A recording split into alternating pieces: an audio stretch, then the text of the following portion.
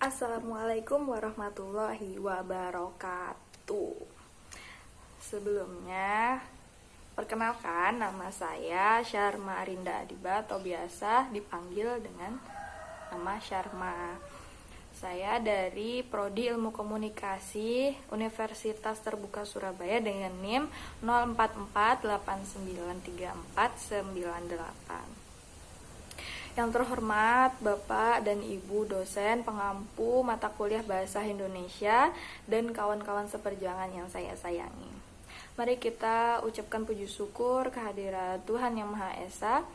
Atas izin dan nikmatnya, saya dapat mengerjakan dengan mudah tugas membuat gagasan mengenai COVID-19 ini. COVID-19 ini pertama kali terdeteksi di Cina pada akhir 2019 dan pada Juni 2021. Telah menyebar ke seluruh dunia, menyebabkan lebih dari 178 juta kasus yang dikonfirmasi dan 3,9 juta kematian.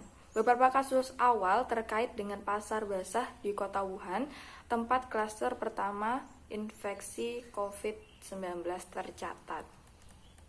Kasus COVID-19 pertama diumumkan di Indonesia pada 2 Maret 2020. Awal COVID-19 masuk ke Indonesia dimulai saat Presiden Jokowi mengumumkan 2 pasien COVID. Sontak pengumuman ini langsung menghebohkan publik. Mari kita cari tahu apa sih sebenarnya COVID-19 ini.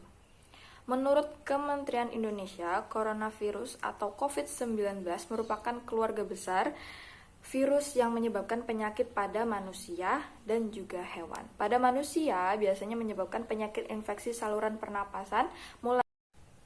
Mari kita cari tahu apa sih sebenarnya COVID-19 ini. Menurut Kementerian Kesehatan Republik Indonesia, coronavirus merupakan keluarga besar virus yang menyebabkan penyakit pada manusia dan hewan.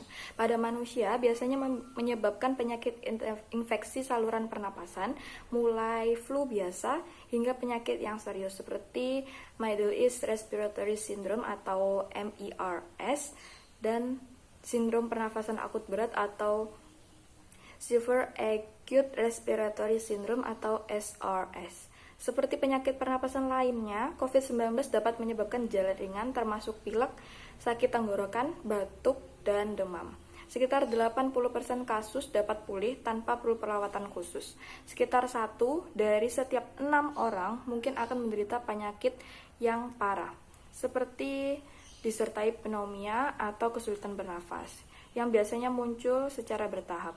Walaupun angka kematian penyakit ini masih rendah atau sekitar 3%, namun bagi orang yang berusia lanjut dan orang-orang dengan kondisi medis yang sudah ada sebelumnya seperti diabetes, tekanan darah tinggi, dan penyakit jantung, mereka biasanya lebih rentan untuk menjadi sakit parah.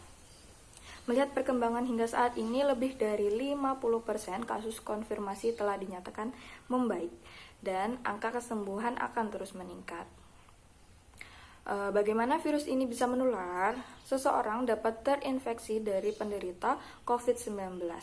Penyakit ini dapat menyebar melalui tetesan kecil atau biasa disebut dengan droplet dari hidung maupun mulut pada saat batuk atau bersin.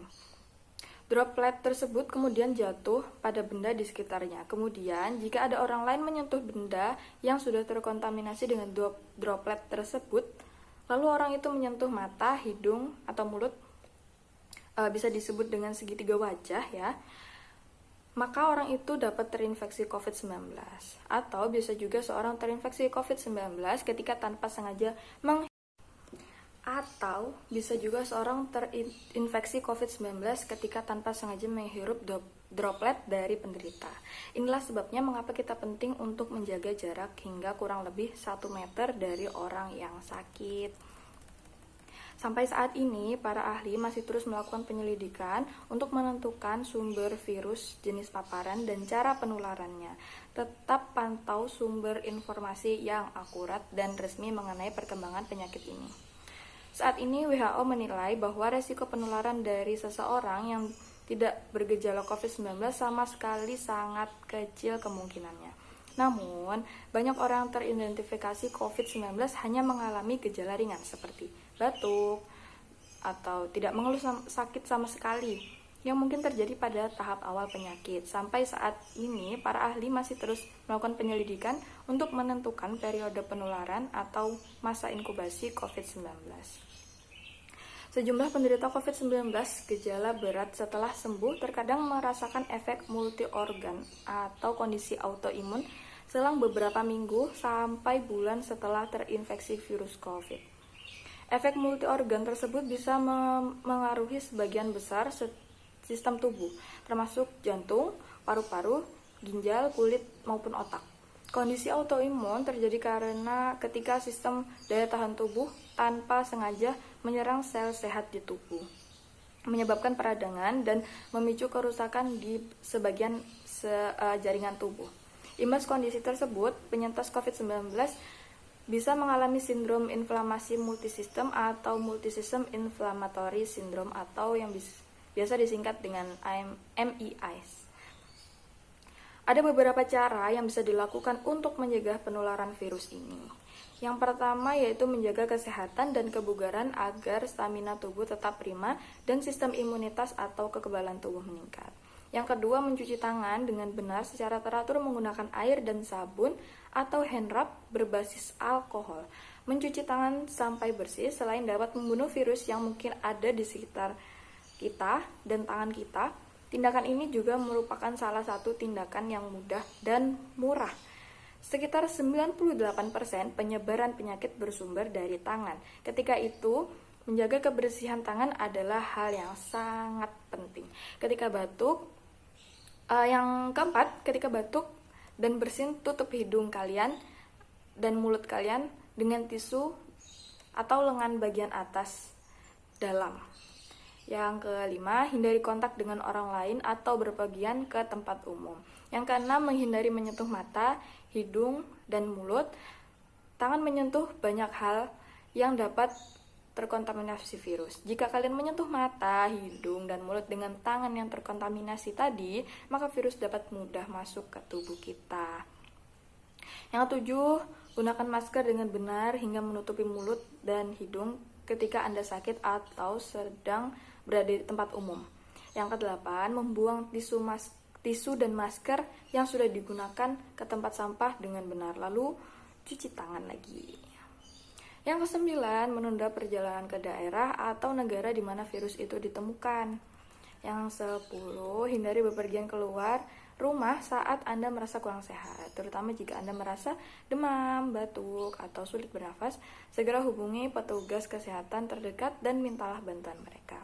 Sampaikan pada petugas jika dalam 14 hari sebelumnya kalian pernah melakukan perjalanan terutama ke negara terjangkit atau pernah kontak erat dengan orang yang memiliki gejala yang sama.